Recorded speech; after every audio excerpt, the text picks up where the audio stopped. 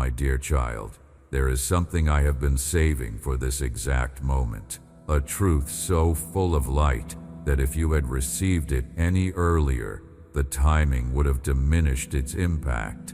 There are things I hold back, not out of distance, but out of love. Not out of indifference, but out of precision, because I know the exact moment when a word will do its deepest work in a human heart, and that moment is not always when you think you are ready. It is when I know you are ready. And that moment is now. What I am about to unfold for you is the full picture of what you mean to me, and I need you to receive it, not as a general religious statement, but as a specific, personal, direct declaration from the one who made you. I am not speaking to the room. I am not broadcasting toward a crowd. I am speaking directly to you, into the private interior of your life, the part that other people do not have access to, the part that you yourself sometimes struggle to look at honestly. I see every room in that interior. I know every corridor, every door you have left closed, every window where light has tried to come in, and where you have sometimes pulled the curtain shut because the brightness of hope felt too risky after disappointment. I have been standing outside those windows. I have been waiting with patience that outlasts your resistance, and what I have waited to tell you is this: you are valued. Not in a passing, peripheral, contingent way. You are valued in the way that I, the one who holds all things in existence, value you. Which means what you are worth to me is beyond any calculation you could perform. This is where everything begins, not with your performance, not with your history, not with the impressive things you have done or the things you are ashamed of, not with how consistently you have walked with me or how many times you have wandered away. It begins here with the bedrock of what you are worth to the one who made you, and that worth is not a fluctuating number that rises and falls with your behavior. It is a fixed, immovable, eternally settled reality that existed before you took your first breath and will exist long after your last. Come into this with me. Let me show you what it looked like from the beginning. Before you arrived in this world, before anyone had the chance to tell you who you were supposed to be, or how you were supposed to look, or what you were supposed to accomplish in order to deserve love, there was a moment in which I knew you completely and loved you completely, not a potential version of you, not a cleaned up, improved version of you. You, the full, complicated, specific, unrepeatable person I was about to send into the world. And in that moment of complete knowing, my response was not reservation. My response was not conditional acceptance with a list of requirements attached. My response was love, total, fierce, unalterable. The kind of love that does not come with an exit clause, that does not contain a mechanism for withdrawal under sufficiently disappointing circumstances, that does not depend on what you do next. You have lived most of your life not fully knowing this.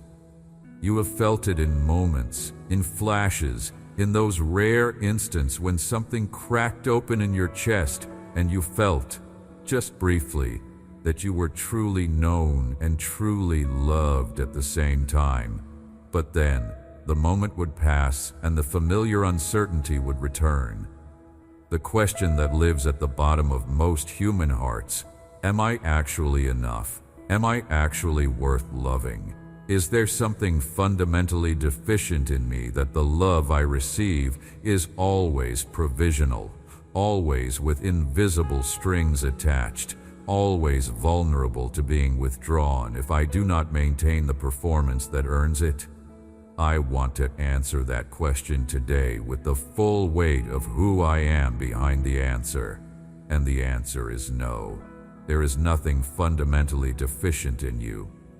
There is nothing about the specific person you are, in all your complexity and inconsistency and imperfection that places you outside the full reach of my love. You are not a special case that requires modified terms. You are not the exception to the rule of my goodness. You are the reason the rule was written in the first place.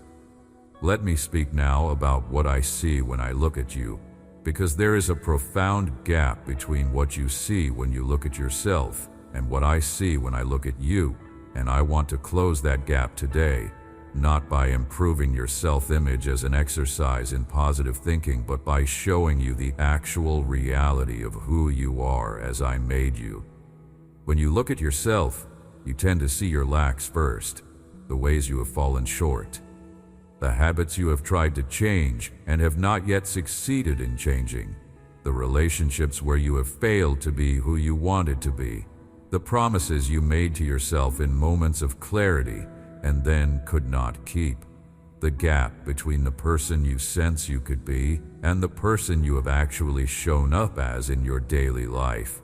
You see the distance between aspiration and reality, and it can be a discouraging distance. And the particular cruelty of that self-assessment is that it tends to be most harsh precisely in the areas where you have tried the hardest and fallen the most often, which means your failures accumulate in the places that matter most to you, and the accumulation creates a narrative of inadequacy that feels like truth because it is built from real events. When I look at you, I see something else entirely as the primary reality. I see a person I made with extraordinary intentionality and care. I see a unique combination of gifts and perceptions and capacities that exists nowhere else in all of creation. The specific texture of your compassion, the way you carry the weight of other people's pain in a way that not everyone does, the particular quality of your attention when something matters to you. I see the depth that lives inside you, often unexpressed, often unacknowledged by you yourself, but visible to me in its full richness. I see the tenderness at your core, the tenderness you sometimes feel you must protect and guard because the world has not always handled it carefully when you allowed it to be visible. I see the specific quality of love you are capable of, the kind that goes deep and stays long and does not abandon what it has committed itself to. I see what you were built for, and I see you moving toward it, even when the movement is slow, even when you take steps sideways or backward before finding forward again. What I see is not a disappointing draft of a person who should have done better by now. What I see is a person in the process of becoming exactly who they were made to be, and that process is not running behind schedule. It is unfolding according to my timing, which is the most reliable timing there is. I want to stay with you in this for a while because I know how quickly the mind reaches for the objection, how quickly the thought arises, but you do not know what I have done, what I have thought, how far I have wandered from what I know is right, and so let me address that directly, with no detour around the hard part. You are right that I know everything, every choice that makes you cringe when you remember it, every moment of selfishness or cruelty or cowardice that you would rather have edited out of your story, every time you chose your comfort over someone else's need, your pride over someone else's dignity, your fear over what you knew was the right thing to do. Every harsh word spoken in a moment of exhaustion that you wish you could retrieve, every time the better version of yourself was available and you chose the easier version instead. Every time you were unkind to your own soul, beating yourself down in ways that I never do and never have. I know all of it. I knew it before you did it. I saw each of those moments not from the outside, from a safe distance of divine observation, but from the inside, from the place of loving you so much that your choices matter to me as if they were my own. And here is the truth that I need you to carry out of this conversation, the truth about which there must be no confusion in the deepest part of you. Knowing all of it, I love you still. Not despite it, as if my love were a force powerful enough to overcome a defect. I love you through it, the way a river does not stop being a river because it passes through difficult terrain. The knowledge of your full humanity, in all its inconsistency and failure, alongside its beauty and generosity and courage, is not a barrier to my love. It is the context in which my love operates. You are not loved in spite of being fully known. You are loved precisely in the fullness of being known. I want to go deeper here, into the specific quality of this love, because I think you have sometimes accepted a version of my love that is accurate in its basic facts, but limited in its felt reality. And I want you to feel this today, not just know it in the abstract. The love I have for you is not the love of a manager for a good employee, though it is more personal and more invested. It is not the love of a teacher for a student who shows promise, though it is more committed and more patient. It is not even the love of a parent, though it resembles that more than anything else available in human experience. What I feel for you is original. It preceded all those other loves and gave rise to them. When a parent loves their child with the kind of love that has no condition attached, that endures every season of the child's life with its disappointments and its joys and its ordinary, unremarkable days, that cannot be extinguished by anything the child does or fails to do, that love is an echo of mine, a real echo, a meaningful and beautiful echo, but an echo nonetheless. The original is what you are held in, not an echo, but the source. Not a partial expression, but the fullness from which all other expressions of love were drawn. When you pray, you are not approaching a being who reviews your recent record before deciding how much attention to give you. You are approaching a Father who has loved you from before time and who welcomes your coming with something that looks, from where I stand, like joy. The fact that you have come, the fact that you are here, the fact that in the middle of everything in your life, you turn toward me. This is not a minimum performance requirement being met. It is a child running toward a parent, and the parent who runs to meet you is me. Now let me speak to something that I see in you in this particular season. I have been watching you navigate a time that has been harder than you have let most people see. You have carried a kind of weight that does not announce itself loudly, that does not make you appear to be struggling on the outside, but that you feel in the quiet moments, in the early hours before the day begins to fill with its demands, in the moments between tasks when the busyness falls away and you are left with what is actually going on underneath the surface of your life. I know what you have been carrying, the gap between where you are and where you sense you should be.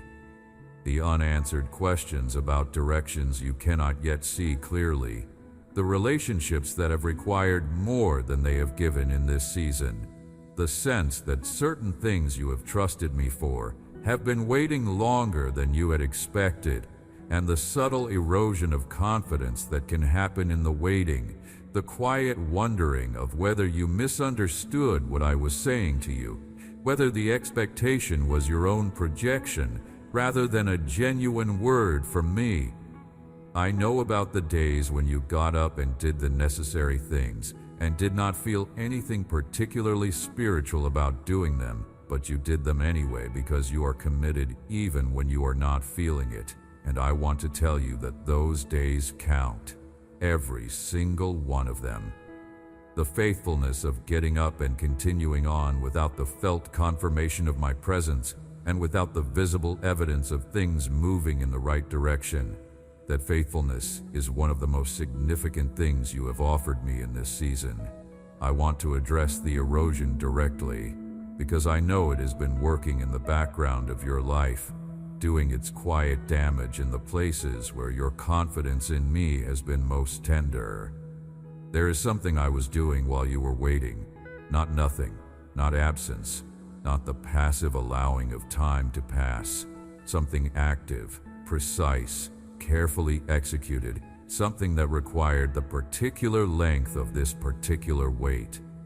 When I tell you that my timing is perfect, I am not offering you a coping mechanism for disappointment. I am telling you an operational fact about how I work in the lives of the people I love.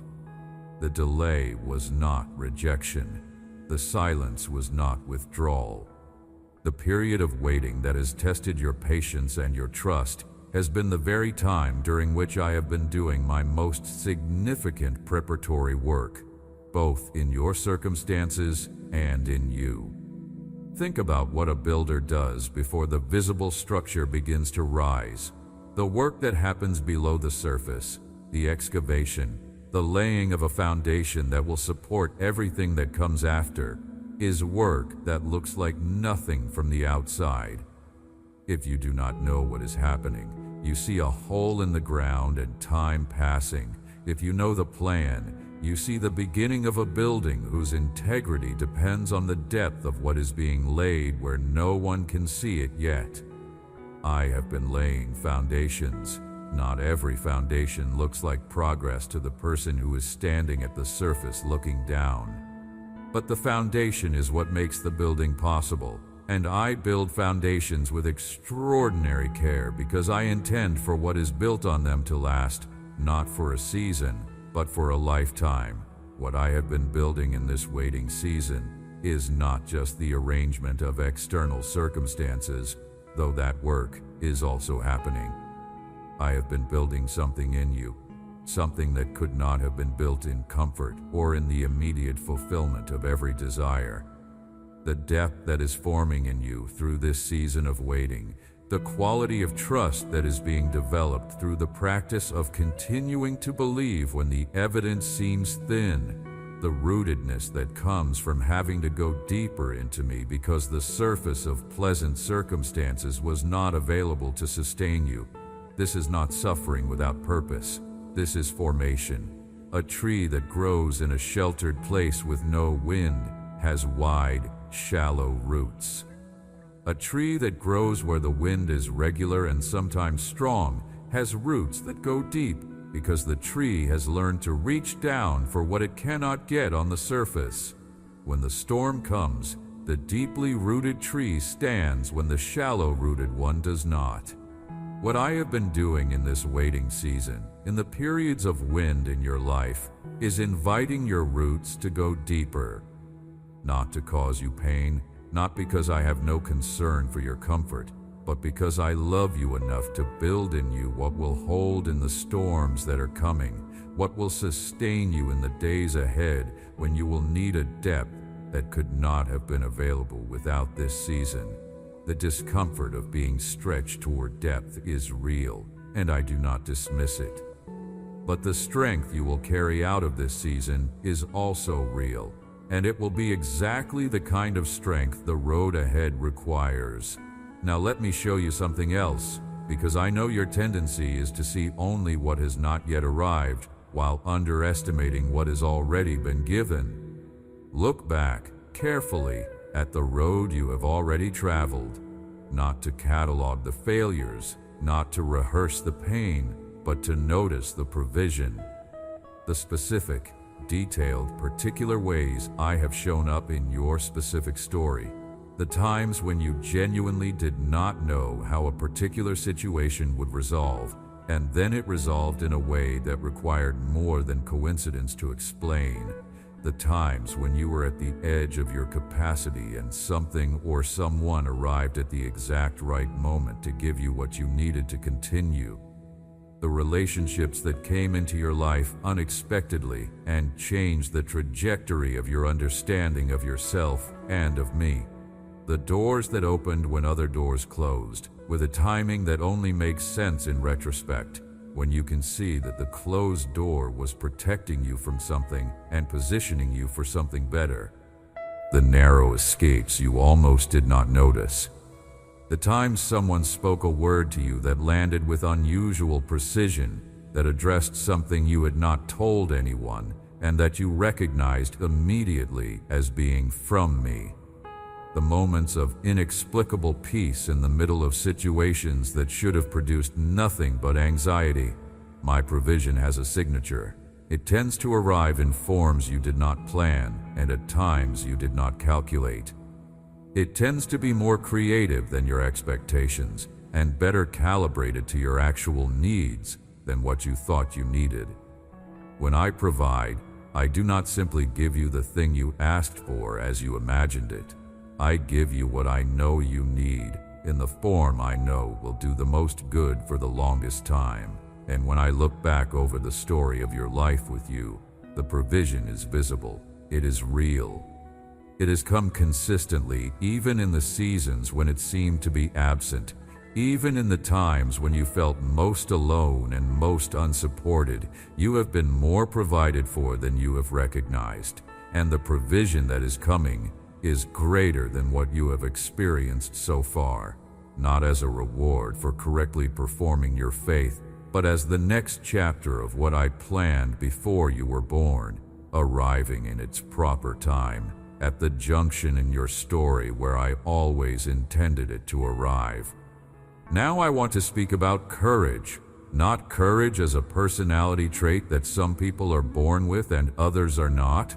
Not courage as something you either have or do not have as a fixed feature of your character, but courage as a choice, as a decision that is made in the middle of fear rather than in its absence. The transcription that brought you here spoke of valor, and I want to explore that word with you, because valor is not the absence of feeling the weight of what is difficult. Valor is what happens when you feel the full weight and move forward anyway. It is the decision to move in the direction I am calling you, in spite of the fear that suggests moving is unsafe. It is the refusal to give fear the final vote in the decisions that shape your life.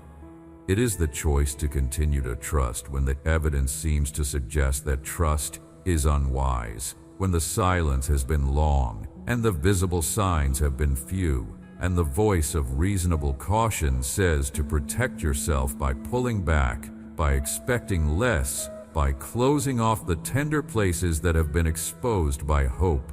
By that definition, you have already been courageous. More courageous than you have given yourself credit for, and more consistently so than you tend to remember when you are assessing whether you have what it takes. Think about the times you have continued to pray when it felt like nothing was happening. That was courage. You did not know for certain that the prayers were reaching anywhere. You had no felt confirmation. You prayed anyway.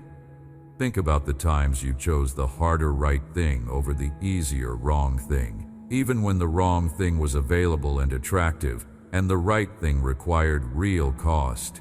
The cost you paid in those moments was real. The right thing was not the easy thing. You chose it anyway. Think about the times you stayed when leaving would have been easier, when you continued to invest in something that was requiring more than it was giving, when you continued to extend goodwill toward someone who was not extending it back because you believed I had placed you there with a purpose. That required courage. Think about the times you said yes to something you felt called to when every voice of practical reasoning said the odds were against you, when common sense and emotional caution and the counsel of people who care about you all pointed in the direction of protecting yourself rather than risking yourself. You risked yourself anyway. You have a history of courage. It may not have looked dramatic. It may not have produced the results you hoped for by the timing you expected, but the courage was real, and it was noticed by me, and it has been building something in your character that is preparing you for the season ahead.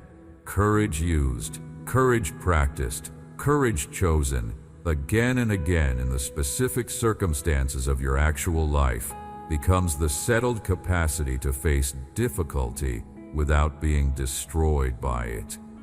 It becomes the thing that holds when the pressure increases, and the pressure in the season ahead will test you in new ways. The new tests will require a depth of the same courage you have already been developing. You are not being asked to produce something you do not have. You are being asked to bring what you have already built, deepened by what is formed in this season, into a new set of circumstances. I want to say something directly about appreciation, about what it means to be appreciated, because I know this is a place where your heart has sometimes ached quietly without letting the ache be fully seen. There have been seasons where your faithfulness has gone unremarked, where your effort has been invisible to the people who most benefit from it, where you have given consistently and generously and received little recognition in return.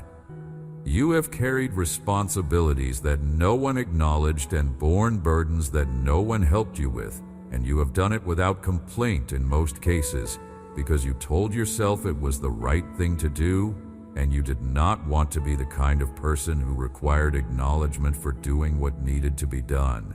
This is a real pain, not a weakness, not evidence of a vanity that needs to be corrected. A real, legitimate human need for acknowledgement, for the experience of being seen in what you contribute. The need to have your faithfulness noticed. The need to have someone say, "I see what you are doing. I see what it costs you. I see you." That need is not something you need to overcome or transcend. It is part of how I made you, because connection and recognition are built into the design of human beings who are created for relationship, created to matter to one another, created to be seen and known, not only by me, but by the community of human hearts around them. And so I want to be very clear. I see it. Every act of service that went unrecognized by human eyes was fully recognized by mine. Every investment of time or care or attention that returned nothing visible in the human economy of relationship was noted in my accounting. Every hour of effort that went unacknowledged by the people it benefited. Every sacrifice you made quietly, because it was the right thing and not because it would be rewarded. Every time you chose to do the good thing without the guarantee of being seen doing it. Nothing you have given in faithfulness has gone unnoticed. Nothing you have done out of genuine love, even when it was received without thanks, even when it was taken for granted or even turned against you, went unrewarded in the realm that matters most. I am the one who sees in secret and the one who rewards what is done in secret. The reward is not merely deferred to some distant future accounting. It is already active in your life in ways you may not have fully recognized. The formation of character that has happened through giving without receiving is itself a reward, because it has made you into the kind of person who gives because it is right rather than because it is profitable. And that quality of character is more valuable than any external recognition you might have received along the way. The capacity for generosity that grows when generosity is not rewarded with visible returns is a deeper capacity than the generosity that flows easily when giving is applauded, and the rewarding of what you have invested in faithfulness is also part of what is coming toward you in this next season, in forms that will be tangible and real and satisfying to a part of you that has been patient for a long time. Tenderness is the next truth I need you to receive. What it means that the God who spoke the universe into existence is also the God who holds each of his children with extraordinary gentleness. I know there have been moments when I have seemed far away, when the image of a distant, demanding, impossible to please authority has crowded out the truth of who I actually am. I know because I have felt the effect of that false image in your heart, in the flinching that happens when you approach me in prayer, in the hesitation to bring me the small, ordinary things because you are not sure they are worth bringing. in the sense that you are interrupting something more important than yourself when you come to me with the routine concerns of your daily life. Let me correct that image completely and permanently if I can. I am not far away. I have never been far away.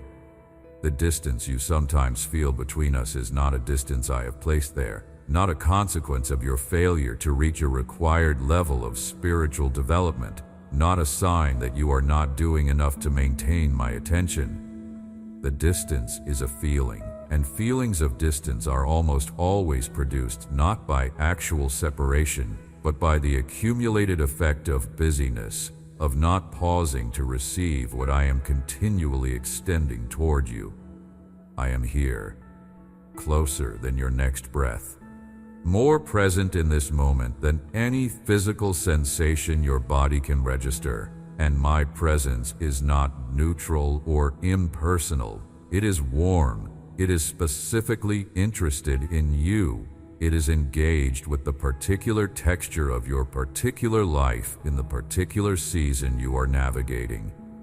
I am more interested in the details of your daily life than the formal, ceremonial version of our relationship that you sometimes default to. Come to me about the small things.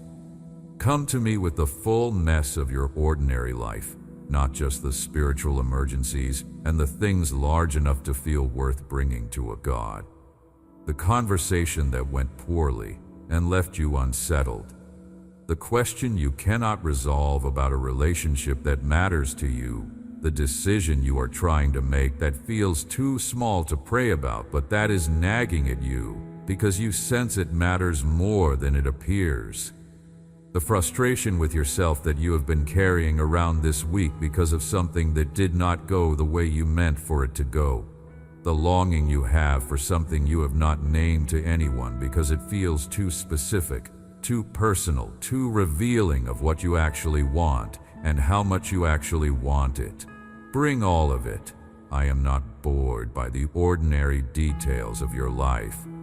I am not waiting for you to get to the point or to elevate your concerns to a level I consider worth engaging with. Every detail of your life falls within the scope of what I am interested in and concerned with, because every detail of your life is part of the life I gave you, and you matter to me completely, not partially, not in the significant parts only, but completely. Tenderness is not weakness. My tenderness toward you is the natural expression of a love so deep and a care so comprehensive that every element of your experience falls within the scope of what I am concerned with on your behalf. And tenderness in a father does not mean treating a child as fragile or incapable. It means paying full attention. It means meeting the child exactly where the child is, not where you think they should be, not where you wish they were, but where they actually are, with what they actually need in that actual moment. I meet you exactly where you are, not disappointed by where you are, not impatient for you to be further along, present, attentive, tender, engaged. There is a word I want to speak over you now with all the authority I have. A word about what is coming, about the direction in which your life is moving when you see it from where I stand, rather than from where you stand. From where you stand, you see the immediate obstacles, the unresolved situations, the things that have not yet become clear, the answers you are still waiting for. From where I stand, I see the full arc of your story, and it is not a story that ends in disappointment. It is not a story that goes on indefinitely in the same difficult season without breakthrough or change. It is a story that is moving towards something I have prepared, something that will confirm what you have trusted me for in the seasons of waiting, something that will demonstrate with unmistakable clarity that I was working in the times when it seemed like nothing was happening. I am bringing something toward you, something specific, designed for the particular life you are living, and the particular needs you have and the particular calling I have placed on your life. Something that will make the waiting make sense when you see it. Something that will show you why the formation was necessary, why the depth of character I was building in you was required for what is coming, why the patience you were stretched to in this season was not punishment, but preparation for the person the next chapter of your story needs you to be. The thing I am bringing is not held up. It is not lost or forgotten or delayed indefinitely. It is on its way with the precision of everything I do, arriving at the exact moment when what is needed for it to be received well is in place, and more of what is needed is in place now than was in place at the beginning of this waiting season. You are more prepared than you were. The character that has been formed in you through this time is not incidental to what is coming. It is essential to it. Trust the road, even when it is not yet showing you the destination. Trust the road because I built it, and I built it knowing exactly where I needed it to go and exactly what kind of traveler I had in mind when I built it. The road does not go nowhere. It goes somewhere worth everything it costs to travel it, and you will arrive. Here is what I need you to understand about my appreciation for you specifically. Not my love in the abstract, not my general goodwill toward humanity, but my specific, targeted, personal appreciation for the person you are. I appreciate who you are, not who you might become, not who you are when you are performing at your best. The person you are right now, today, in this season, with everything that has happened and everything that is not yet resolved, the choices you have made that you are proud of and the ones you are not, the ways you have grown and the ways you are still growing. I appreciate this person. I value this person. I am glad this specific person exists, because the world is different because of who you are in it, and not only in the ways that are visible, not only in the impact you can measure or the contribution others can see. You have changed things simply by being who you are, by carrying the particular quality of your presence into the spaces you inhabit, by the specific way you see things and respond to things and care about things that is uniquely yours. There is a home I am preparing within this relationship, not a house of stone or wood, a home in the deepest sense, the sense of a place where you belong completely, where nothing about you is unwelcome or wrong or out of place, where the person you are is exactly the person who is invited to be present. I am that home for you. In the architecture of my love, every part of you fits. The parts you are proud of fit. The parts you are still working on fit. The parts you are uncertain about fit. The questions fit. The doubts fit. The longings and the failures and the quiet joys and the stubborn hopes that you have not been able to fully let go of, even in the seasons when holding on to them felt foolish. All of it fits within the home I am for you. You do not have to present only the acceptable parts of yourself when you come to me. You do not have to clean yourself up before entering. I know you in the unclean state, and I invite you in exactly as you are, every time. The door of my presence is not a door that opens only when you have prepared properly.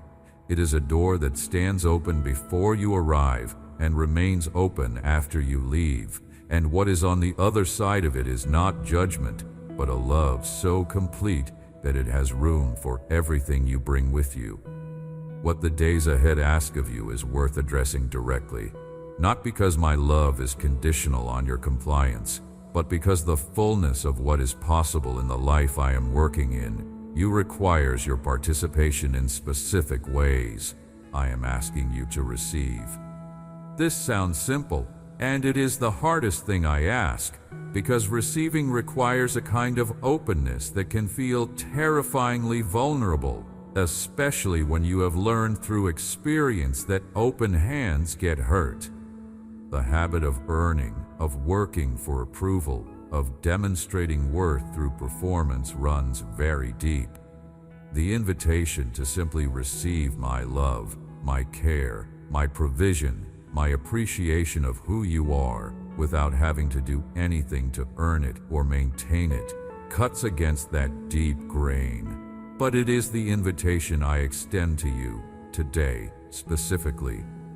Receive. Let what I am saying land in you. Let it go deeper than the level of intellectual acknowledgement and reach the level of belief that actually changes the way you feel about yourself and the way you move through your life. I am asking you to trust the road for a little longer. I know you are tired of the uncertainty. I know the waiting has been longer than you anticipated.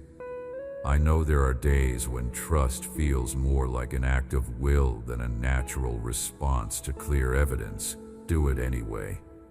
Not because I'm asking for blind credulity, not because the evidence is absent, but because the track record is there if you will look at it. I have not let you go. I have not failed in my faithfulness. The provision has arrived.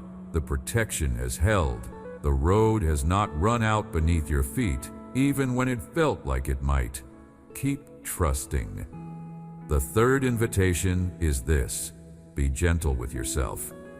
Not to excuse failure or avoid accountability, but to apply to your own soul the same tenderness that I apply to it. Hold your own imperfection with the same understanding and patience that you would extend to someone you love who is struggling. You are harder on yourself than I am on you, and this asymmetry is not faithful to the truth of how I see you. When I look at your stumbles, I do not see evidence of your fundamental insufficiency. I see a person learning, a person who has not yet fully arrived but who is moving, and the moving matters more to me than the stumbling. The fourth invitation, and perhaps the most practical: look for me in the ordinary. Not just in the moments of spiritual elevation, not just in the crises when you have nowhere else to turn, but in the quiet, ordinary days where I am also present, also engaged, also working, also enjoying the person I made you to be. Notice me in the small things. The moment of unexpected peace in the middle of a difficult day, the kindness that arrived from an unexpected direction, the thought that came to you with a quality of clarity that felt like it came from somewhere deeper than your own reasoning, the door that opened quietly in a situation where you had stopped looking for doors. I am in all of it. All of it. Now, let me address something that often goes unspoken, something that lives in the background of many lives as a quiet, persistent ache without a name.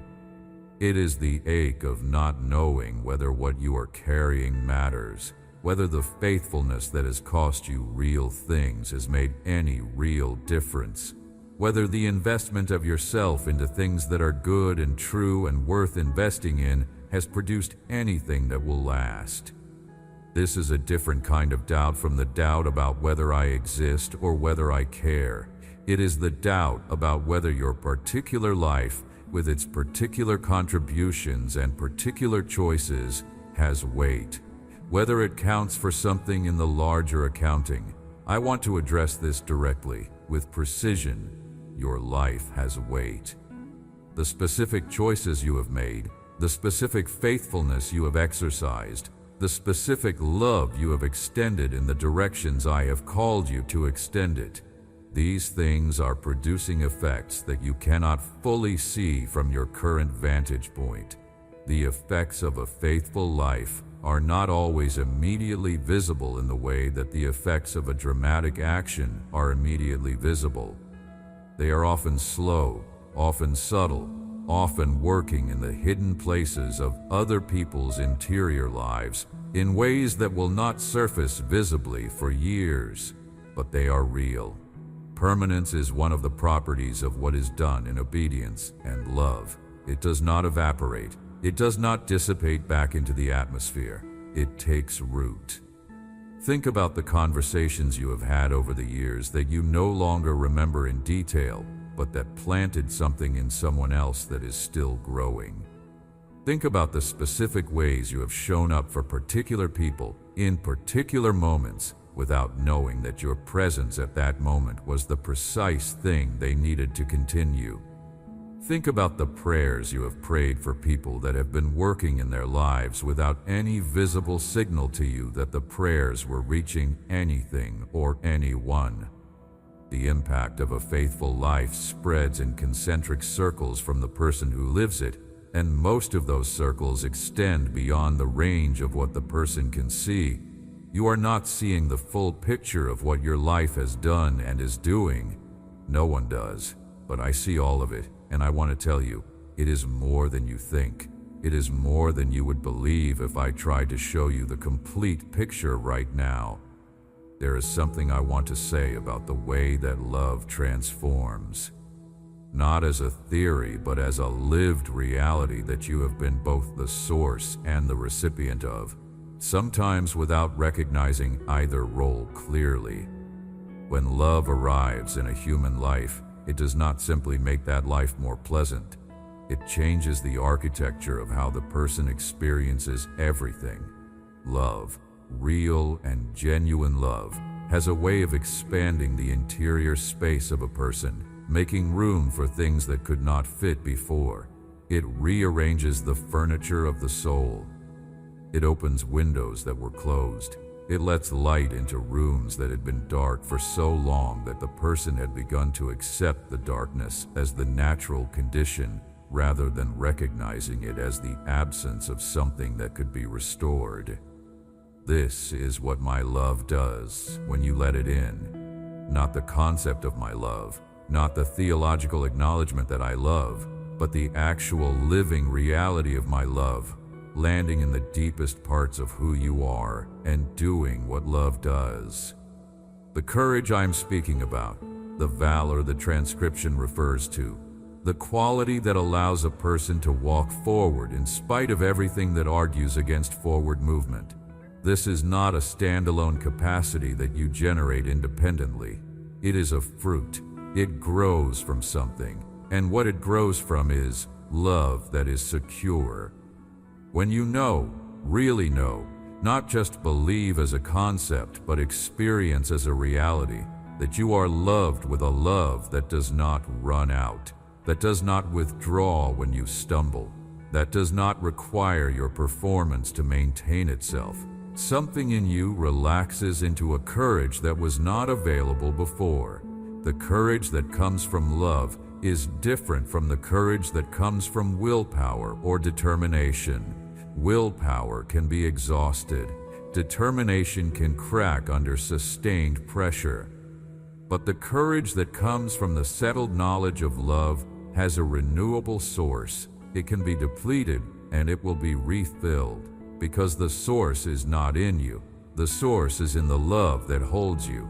You need to know this about the specific battles you are facing right now, not the vague general battles of a spiritual life, but the particular specific named battles that are present in your life in this season.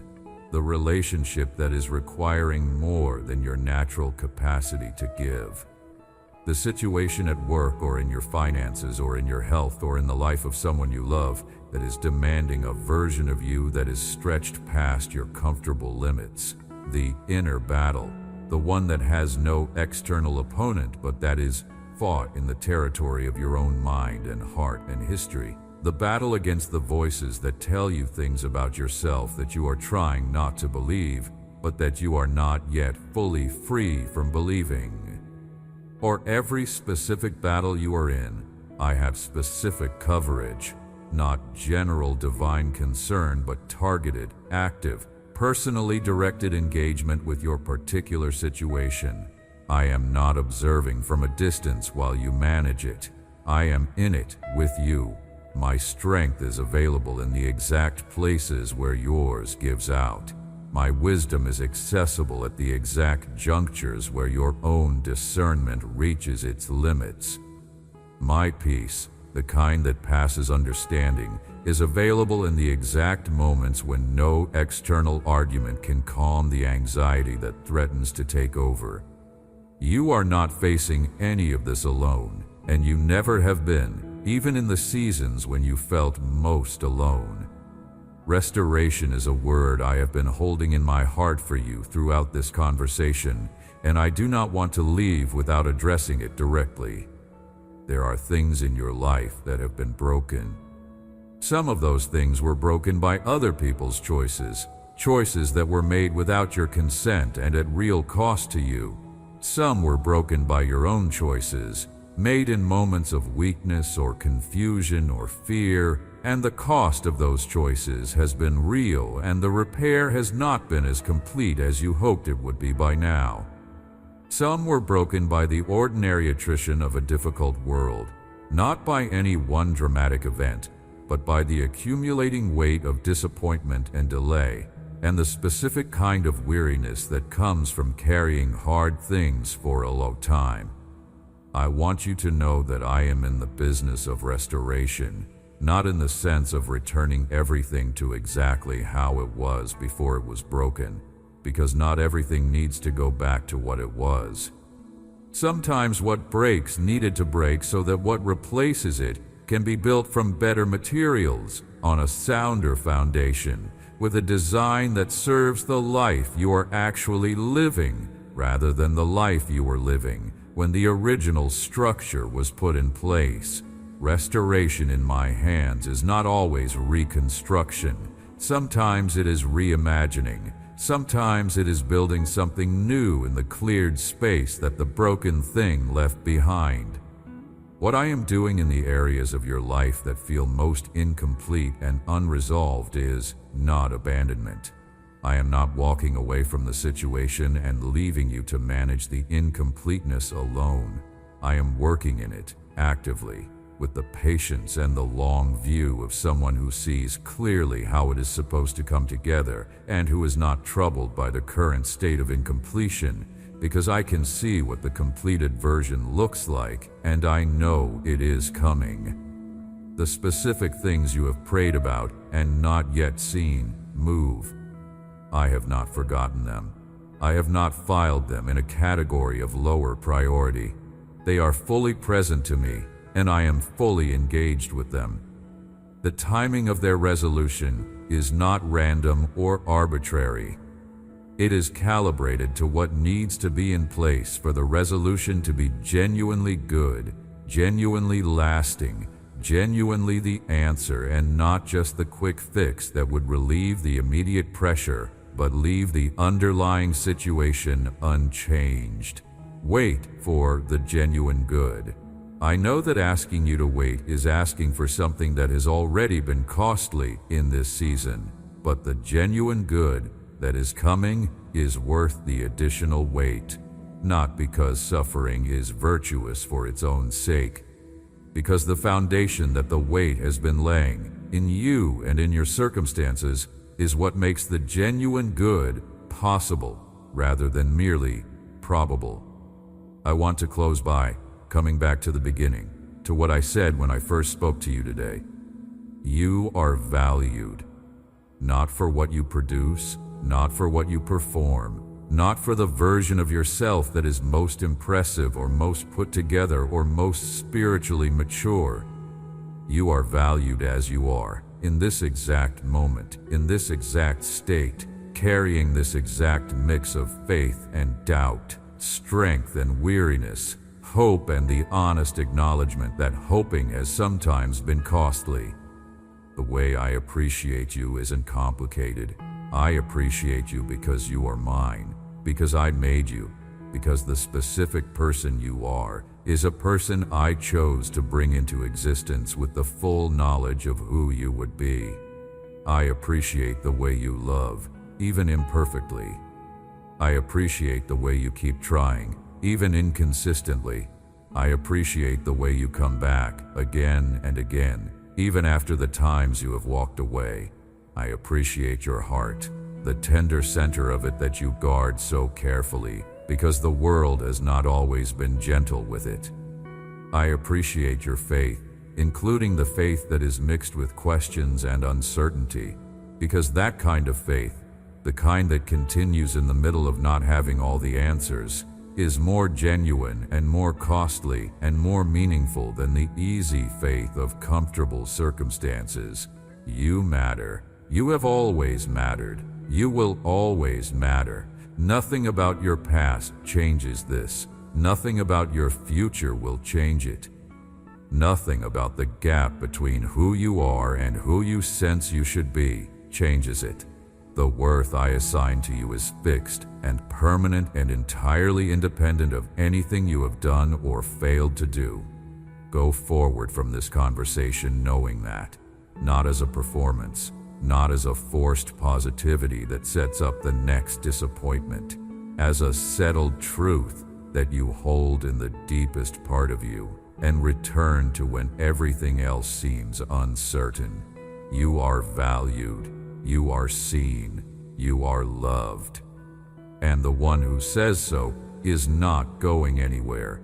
The specific texture of what it means to live each day from this foundation, from the settled knowledge of your worth, rather than constantly working to establish or re-establish it, is worth exploring in practical terms. Because knowing something and living from it as a constant reality are very different things.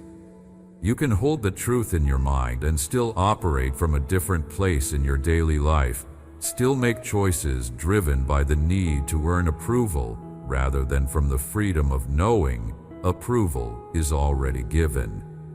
The shift from earning to receiving is one of the most significant transformations that can happen in a human life. It is not achieved all at once.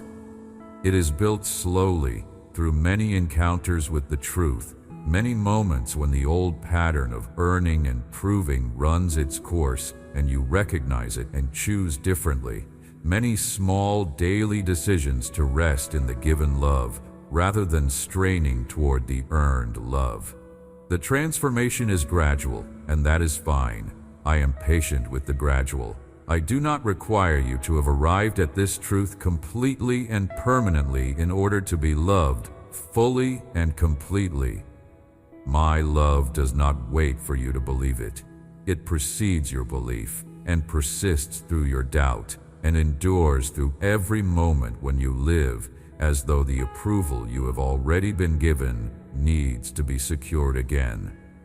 But the life available to you on the other side of this transformation, the life that becomes possible when you genuinely stop straining and start receiving, is a life of a different quality than what you have been living. Not a life without difficulty. Not a life without seasons of testing or periods of uncertainty, but a life in which the difficulty is carried differently, in which the uncertainty is held differently, in which the testing does not have the power to destabilize the foundation, because the foundation is not your circumstances or your performance or your sense of your own consistency. The foundation is me, and I don't shake. When you live from that foundation, the courage I have been speaking about becomes more natural and less effortful.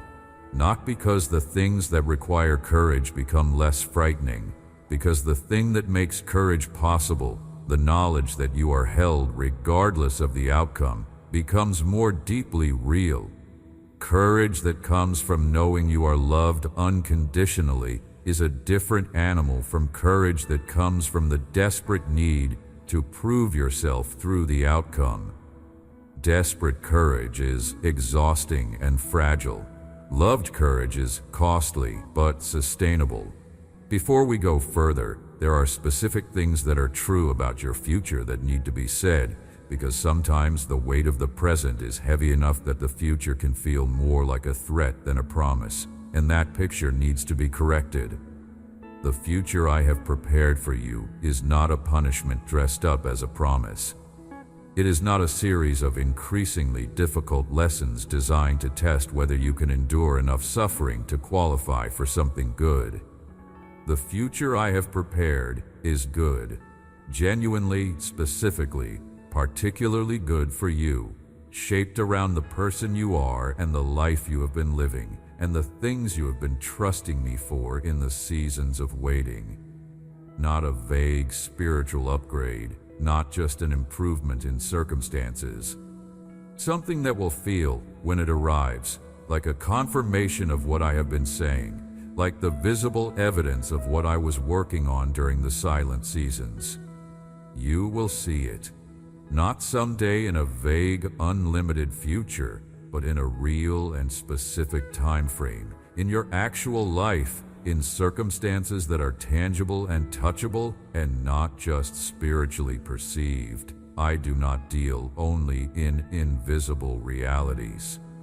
I work in the visible world, in the material of your daily experience, and what I am bringing into your daily experience is not only the subtle inner transformation of a deepening faith, but the tangible, concrete, real-world confirmation that I was working the whole time. The courage to believe this, to hold it as a real possibility for your specific future rather than a generic spiritual principle, is part of what I am asking from you in this season. Not certainty, not the complete absence of doubt, just the willingness to keep the door open to the possibility that I meant what I said, that what I have promised for your life is real and specific and coming, and that the day when you will see it is already on its way toward you, even as you listen to these words.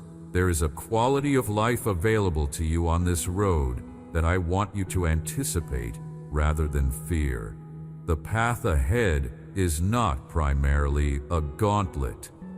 It is not mostly obstacles with occasional respite. It is a journey with a guide who knows every stone on the road, who goes before you into each new section of terrain, who has provisions waiting at each point where you will need them, who is not surprised by any of the difficult sections because every difficult section was accounted for in the planning of the road. That is not a journey to fear. That is a journey to take with confidence, even on the days when confidence requires effort. The same God who carved the oceans and set the stars in their courses and holds the galaxies in the palm of his hand is the God who knows your name, who knows the specific ache you have been carrying in this season, who has been walking with you through every ordinary and extraordinary day of your life, and who sees the specific good that is coming towards you with the clarity of the one who sent it. The scale of who I am and the intimacy of how I engage with you are not in conflict. The God who is vast enough to hold all of creation is the same God who is personal enough to care about what happens in the private corners of your daily life. Both are true, both are real, and both are for you. Let me do something before we close. Let me speak a specific declaration over your life, not as a formula or an incantation, but as a genuine word from the one who has authority to speak over the life I created. The need to earn my love, that burden is lifted from you today. The love is already given. It was given before you began, and it will not be withdrawn when you end.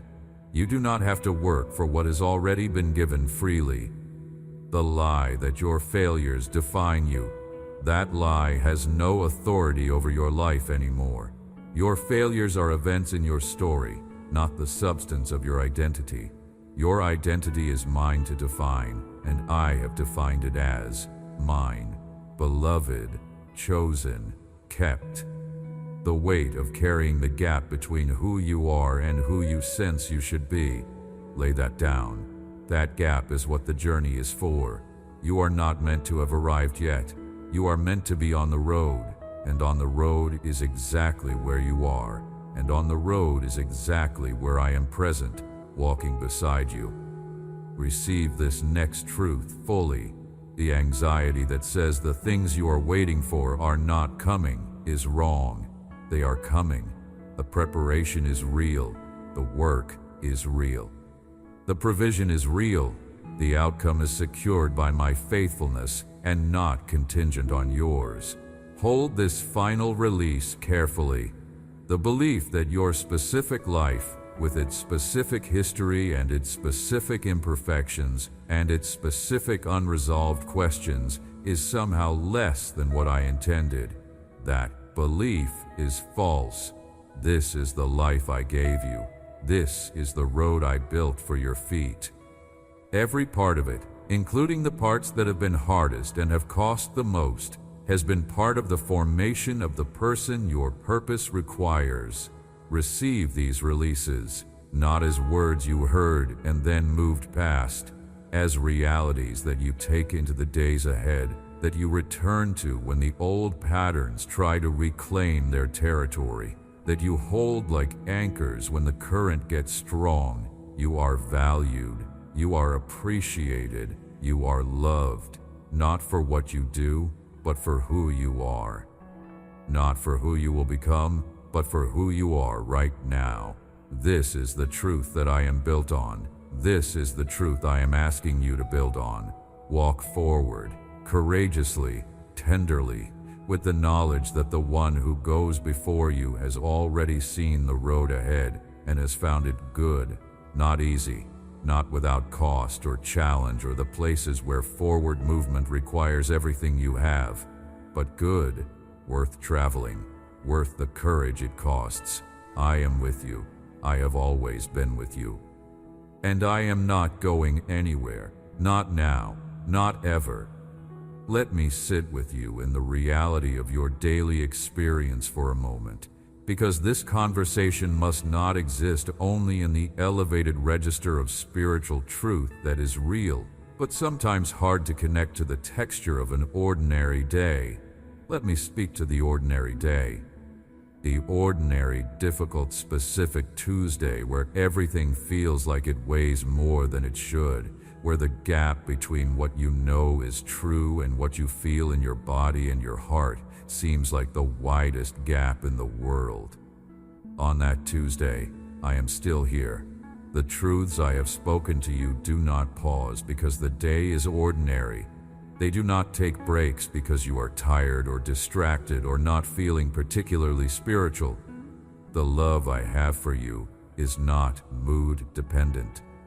It does not vary based on the atmosphere of your interior life or the quality of your engagement with me in a given period. It is constant. It operates the same on your hardest days as on your best days, on the days you feel close to me as on the days you feel nothing. On the Tuesdays when prayer feels like talking to the ceiling and faith feels like a discipline rather than a delight, and the future seems more uncertain than promising, the truths still hold. I am still working. The road is still going somewhere. The provision is still coming. The formation is still happening.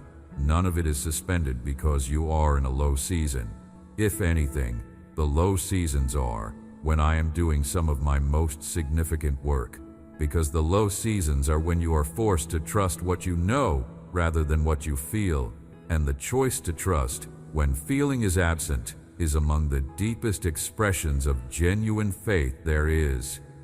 I see you on the Tuesdays. I see you in the ordinary moments that make up most of a life. I see the effort you put into the daily things that require showing up consistently without visible reward. I see the way you love the people who depend on you, even when loving them is costly and the cost is not acknowledged. I see the private decisions you make when no one is watching, and no one would know the difference between the right choice and the convenient one. I see all of it. And what I see is a person who is genuinely trying, genuinely caring, genuinely moving in the direction of what is good and true and right, even when it costs, and even when the return on the investment is not yet visible.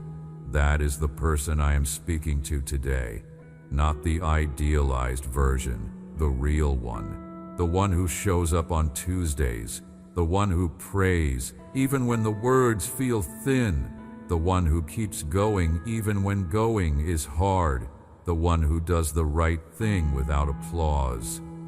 That person is who I love, and that person is who I am, bringing into what comes next. Carry this. The value I have placed on your life is not a fragile thing. It is not something that shatters when dropped or deteriorates when ignored. It is solid. It is durable. It can sustain the weight of your doubt and the weight of your failure and the weight of the long, difficult seasons. It holds. And on the days when you need a reminder, when the weight of everything feels like it might finally be too much, come back to this. Come back to the voice that says, "You are mine, you are valued, you are loved," and nothing changes that. Nothing ever has, nothing ever will. I want to say one more thing about courage, because I sense there is a specific step you have been standing at the edge of, hesitating, not because you do not know what I am asking, but because the asking has felt large and the cost of being wrong has felt larger. You know the step. You have been circling it for some time now. You have been coming close to taking it and then pulling back, because the what-ifs multiply when you stand at that edge, and the imagination of failure is vivid and immediate, while the imagination of what succeeds is harder to hold on to. Your hesitation deserves a direct response. The step is not a trap. I do not call people to the edge of their courage in order to watch them fall. Every invitation I extend is genuine and comes with the full commitment of my presence for the journey it requires. The courage to take the step is not the guarantee that everything will go smoothly on the other side of it. Life is not built that way, and I have not promised you that it is. But the courage to take the step is the beginning of the next chapter, and the next chapter is the one I have been preparing you for through this entire season of formation and waiting and root deepening. The risk that feels enormous from where you are standing looks different from where I stand, not because the risk is not real, but because I can see what is on the other side of it, and what is on the other side is worth the cost of the crossing. You have built the foundations. You have done the root work in this season. You have been formed by the specific challenges and waiting and faithfulness of this period in ways that you will only fully understand once you are on the other side of what is ahead. The person who takes the next step is more prepared than the person who has been standing at the edge. You are ready in ways you do not yet fully see. I am asking you to trust me enough to move, not to pretend the fear is not there, not to manufacture a confidence you do not feel, but to move in spite of the fear, to take the next step in the direction I have been calling you, to let your obedience be the expression of the trust that you do have, even when the trust is mixed with everything else. That mixed faith, the faith that takes the step while trembling, is not inferior faith. It is the best kind. It is the kind that cost you something, the kind that required you to choose trust over the comfort of inaction, and that cost is what makes it beautiful and what makes it count. Take the step. I am already on the other side of it, and I will meet you there with everything you need for what comes next. You are valued. You are appreciated. You are tenderly loved and fiercely protected by the God who made you specifically and loves you completely.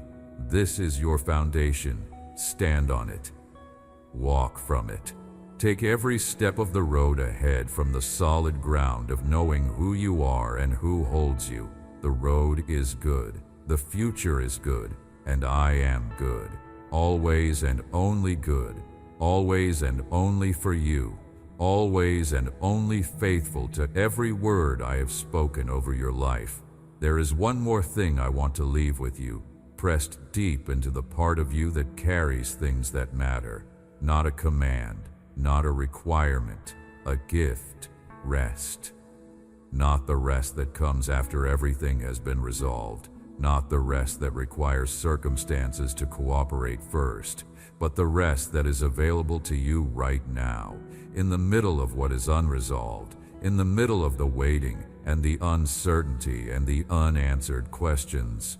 The rest I am offering is the rest of trust, the release of the grip that has been holding the outcome tightly, the setting down of the need to manage and control and ensure the result. Not because the things you are holding tightly do not matter, they do, and your care for them is part of your love and not something I am asking you to abandon. But because the holding tightly has been exhausting you, and the grip has been preventing you from receiving what I am trying to give you, because open hands receive and closed hands do not. Open your hands.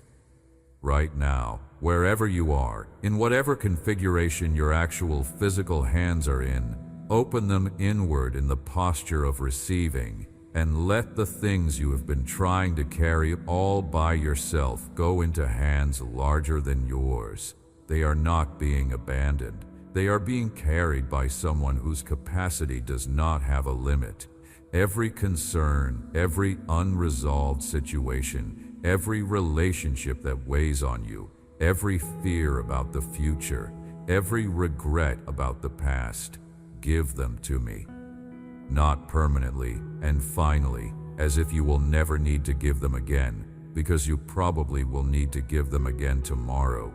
But right now, in this moment, let them go into my care and rest. This is my gift to you today, not the resolution of everything difficult, but the peace that is possible even before the resolution comes, the peace that I guard in the hearts of the ones who trust me. It is real, it is available, it is for you. Right now, exactly as you are, walk forward. Not with striving, but with trust. Not with performance, but with openness. Not with the heavy burden of proving your worth, but with the freedom of someone who knows their worth has already been settled, once and for all, by the one whose assessment is final and whose love does not end. When fear rises, remember the love. When doubt enters, remember the track record. When the gap between where you are and where you want to be feels discouraging, remember that the road is leading somewhere, and I built the road, and I know where it goes, and where it goes is good. I will be with you, every step, every day, in the moments that feel sacred and in the moments that feel ordinary, in the conversations that go well and in the ones that do not, in the seasons of visible breakthrough and in the seasons of quiet formation. I am not going anywhere.